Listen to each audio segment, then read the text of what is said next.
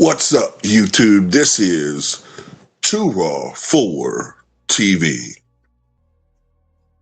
All right, so before I get into this video, I want to give a shout out to the brother Aram for the $6 donation via the PayPal. He had a question, and his question is Pete Maravich the reason we have this wide open spacing?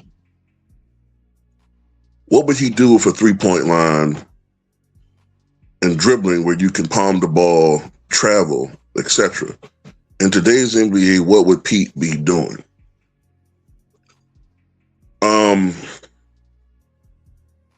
The first question, is Pete Maravich responsible for today's wide open spacing?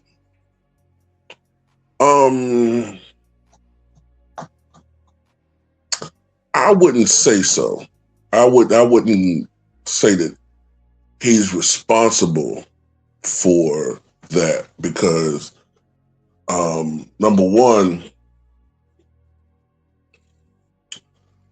there was no three-point line when Pete Maravich played. So even though aesthetically, and to the eye of the fan, it would be impressive for him to make all of these long-range jumpers, it still counted as 2 points. So whether you're dunking the basketball or a layup or shooting a hook shot or, a mid-range, shooting from what would today be a three-point range or three-point line or behind it, or you're guesstimating where it is, it was still 2 points. A half-court shot, 2 points. So there was really still no value. So to the three-point shot, well, to the long-range shot, I should say. At least in the NBA. Now, there was a three-point shot in the ABA, but we're talking about the NBA back when Pete played. But, of course, Pete was influential in modernizing the game so much. Pete was able to do things with the basketball that when you look at the game footage, he still was doing things that players today don't instinctually do. You know what I'm saying? So he was so ahead of his time in so many ways. However, due to the conservatism of the game compared to today, to answer your second question, I would say he would be much better today. And then the reason why I say is because even though they opened the game up a little bit, to let a guy like Pete Maravich be able to do some things he could do, I'm talking about the NBA, and also to compete with the ABA, they still had palming violations. Defenses were still very physical.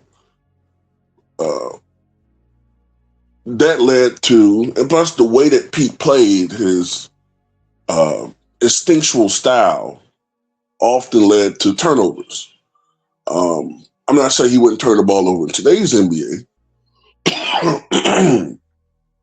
but in the manner in which he plays, to have that much spacing in today's game, to get away with traveling the way that these guys do now, palming, all types of violations that they don't call anymore, the freedom of movement rule that was implemented like 6 years ago, 5, 6 years ago. I think Pete Maravich would probably be putting up on a bad team something, I'm talking about scoring wise at least, something akin to what Luka Doncic's putting up.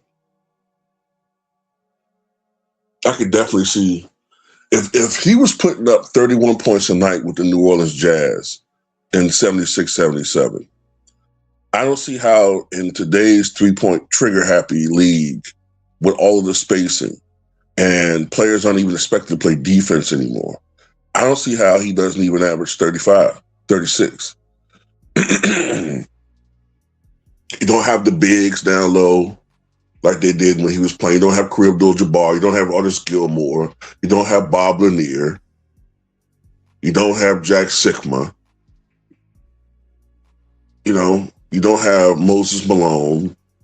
later on in his career. You don't have, Nate Thurman. You don't have all these great bigs.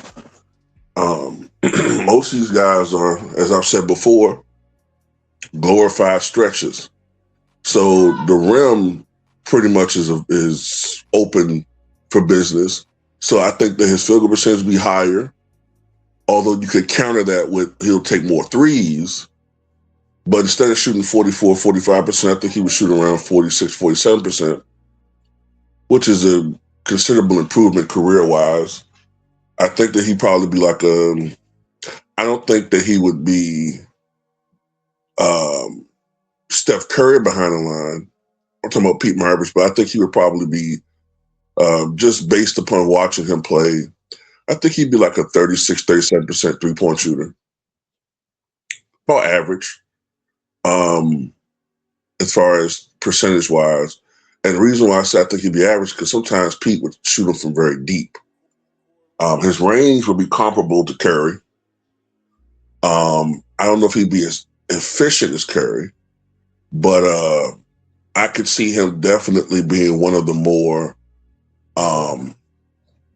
prolific scorers.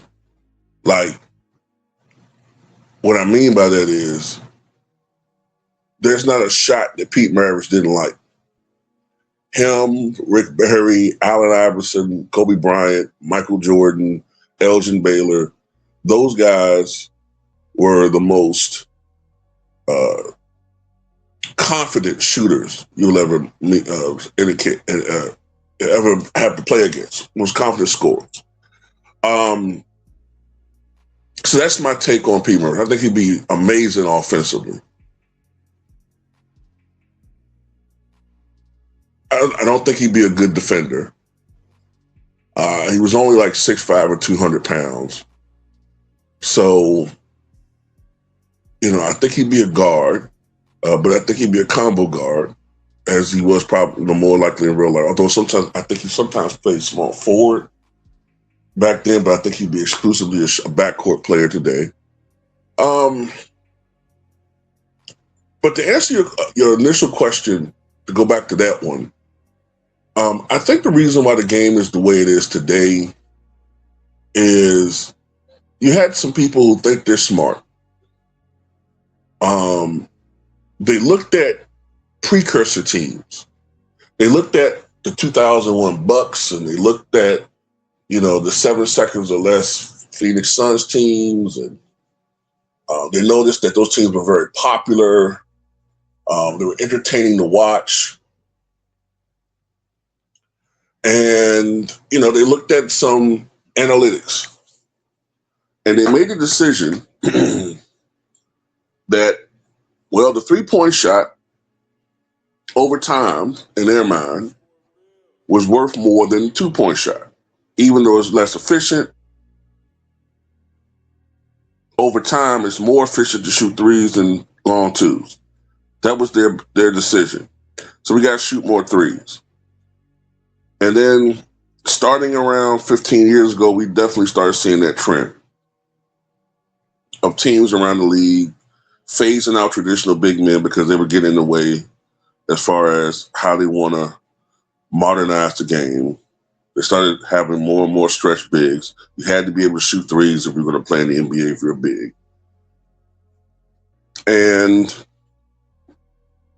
it just got more and more aggressive with it, to the point where it went from teams taking 22 threes a night to 25 threes a night to 29 threes a night to 32 to now it's 37. Pete Maravich, like I said, didn't even shoot threes. So if you want to say anybody was influential, like an actual player, maybe Reggie Miller, Ray Allen, Petrovic, those guys. But I don't think it was one individual player that influenced the three-point evolution. I think it was the league-wide trend and the way the game was being played since they changed the rules 20 years ago.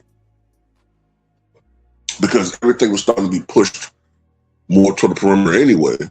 Because if you think about it, after that world-class tier of centers in the 90s, we didn't really have that many great bigs. So when you look at it from a league-wide perspective, after the 2000 year, well, I spent definitely after 2005, things started getting pushed a little bit more toward the perimeter anyway, offensively anyway. So, that's my theory on that. But what you guys think?